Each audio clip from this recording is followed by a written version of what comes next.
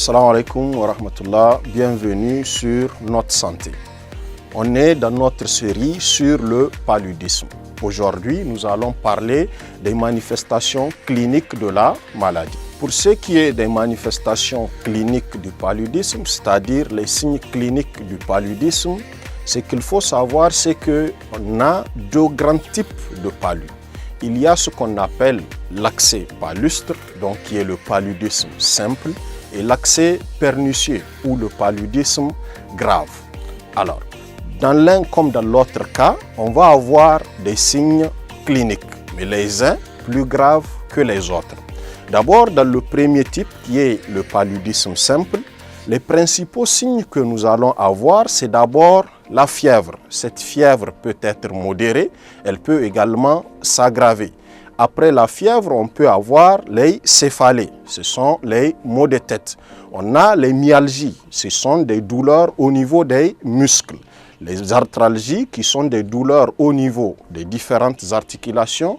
On va également avoir les troubles digestifs. Les troubles digestifs peuvent être faits de nausées, de vomissements, de diarrhée, d'anorexie. L'anorexie, c'est une perte de l'appétit. En dehors de ces signes, on peut avoir également une asthénie, c'est-à-dire une faiblesse au niveau ou une sensation de fatigue au niveau du corps entier. Ça, c'est sur le plan fonctionnel. Maintenant, du point de vue physique, après examen, le médecin va chercher généralement trois signes. Le premier, c'est l'herpès labial.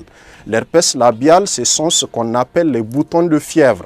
Après ça, on peut avoir des organes qui vont augmenter de volume. Les organes, c'est surtout le foie. Là, on parle d'hépatomégalie ou la rate qui va augmenter également de poids, donc de volume.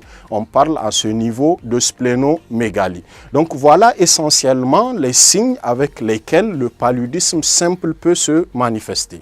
Mais il convient de préciser que ces signes ne sont pas pathognomoniques du paludisme. C'est-à-dire que même si on rassemble l'ensemble de ces signes, ça ne suffit pas pour dire ou pour affirmer qu'on a le paludisme.